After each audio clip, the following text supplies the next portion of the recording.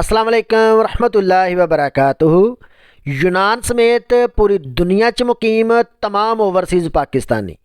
मेरे दोस्तों social media ते खबर गर्दिश कर रही है कि अगर कोई भी पाकिस्तानी किसी भी कंट्री दे विचों किसी भी वजह तो डिपोर्ट हो के वापस पाकिस्तान आएगा,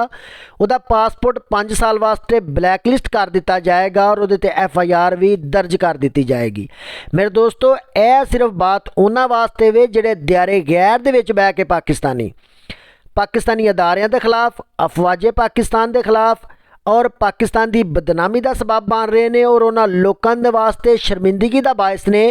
कि जोड़े वाकई हकीकी मानिया दे विच पाकिस्तानी दियारे गैर दे विच बह के मेहनत मजदूरी कर रहे हैं, अपनी फैमिली में पैसे सेंड करते हैं और मुल्क की हिफाजत वास्ते हर एक काम करते हैं कि जिहड़ा कि पाकिस्तान और मज़हब का ना सर बुलंद कर दे दियारे गैर दे विच भी, ना कि हर पाकिस्तानी वास्ते। मेरे दोस्तों जदों कोई भी बंदा किसी भी कंट्री तो वापस पाकिस्तान डिपोर्ट होंदा है तो उहदे नाल एक्चुअली सारे पेपर जिहड़े हुंदे ने वो सबमिट हुंदे ने, उहदे केस का पता हुंदा है FIA नूं, क्योंकि अंबैसी जो पहले नंबर ते अप्रूवल हुंदा है कि इस बंदे नूं इस वजह तो असीं डिपोर्ट कर रहे हैं। हत्ता कि अदारियां नूं और अंबैसी नूं ऑलरेडी उस बंदे का पता हुंदा कि बंदा किस वजह तो इस कंट्री तो डिपोर्ट हो रहा है। फॉर एग्जाम्पल एक बंदा वैसे ही तन चैकिंग के दौरान पुलिस गिरफ्तार कर लैंदी है, यानी वो कोई पेपर नहीं होंगे, अगर वो बंदा डिपोर्ट हो जाता है तो डज नॉट मैटर कि वह पासपोर्ट भी 5 साल वास्ते ब्लैकलिस्ट हो जाना है। हरगिज़ ऐसी गल नहीं है। सिर्फ वो अफराद जोड़े किसी भी क्रिमिनल रिकॉर्ड का हिस्सा होंगे ने या वो अफराद जोड़े एजेंट माफिया नाल तल्लक होंगे ने, पाकिस्तानी अदारे अफवाजे पाकिस्तान या पाकिस्तान की बदनामी का सबब बनते हैं और दियारे गैर दे विच जोड़े अच्छे पाकिस्तानी ने उन्हां वास्ते भी शर्मिंदगी का बायस होंगे ने। इस तरह के अफराद जिन्ने भी ने, चाहे वो किसी भी कंट्री च मुकीम ने, अगर हुण कोई भी पाकिस्तान डिपोर्ट होएगा तो 5 साल वास्ते पासपोर्ट ID कार्ड का ब्लैकलिस्ट दे विच पा दिता जाएगा और FIA के थ्रू उहदे ते कंप्लेन भी दर्ज होएगी।